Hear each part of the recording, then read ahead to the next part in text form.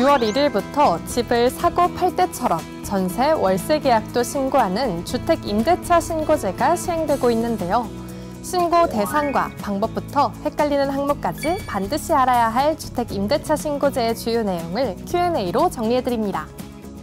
모든 임대차 계약을 다 신고해야 하나요?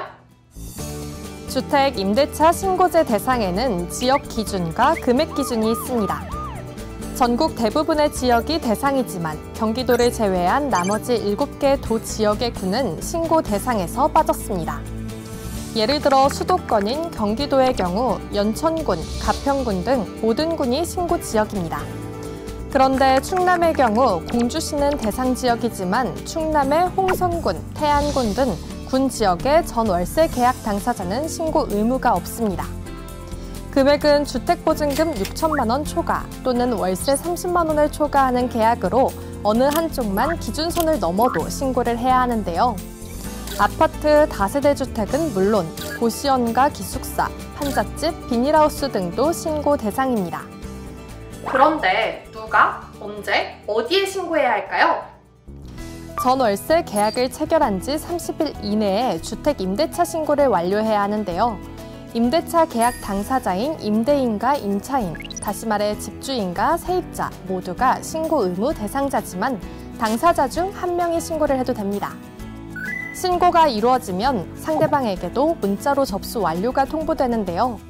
위임장이 있으면 공인중개사 등 제3자가 대리신고도 할 수 있습니다.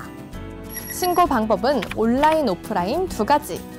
임대주택이 위치한 지역의 주민센터를 방문하거나 국토교통부 부동산거래 관리 시스템에 접속한 뒤 임대차 신고 시스템을 이용해 신고하면 되는데요. 주민센터의 경우 평일 오전 9시부터 오후 6시까지만 이용 가능하지만 온라인은 공동인증서만 있으면 24시간 신청할 수 있어서 보다 편리합니다. 6월 1일 이전에 체결한 계약도 신고해야 하나요? 주택 임대차 신고제는 소급 적용이 되지 않고 2021년 6월 1일 이후에 신규 갱신 계약부터 신고 의무가 부여되는데요. 다만 보증금이나 월세 등 계약 금액의 변동이 없는 갱신 계약이라면 신고하지 않아도 됩니다. 신고할 때는 어떤 서류가 필요한가요? 집주인과 세입자가 공동으로 도장을 찍거나 서명한 임대차 계약서만 있으면 되는데요. 계약서가 없더라도 계약 내용을 확인할 수 있는 문서나 통장 입금 내역 등의 입증 서류가 있다면 신고할 수 있고 온라인으로 신고하는 경우에는 원본 서류를 스캔하거나 촬영해 첨부하면 됩니다. 단기 계약도 신고해야 하나요? 신고 예외 사항이 궁금해요. 전월세 계약 기간이 한 달이 넘지 않으면 신고 의무 대상이 아닌데요. 전입신고가 된 실거주지가 있는 상태에서 출장으로 다른 지역에 체류하거나 제주 한 달 살기처럼 일시적 거주가 명확한 경우에도 신고하지 않아도 됩니다.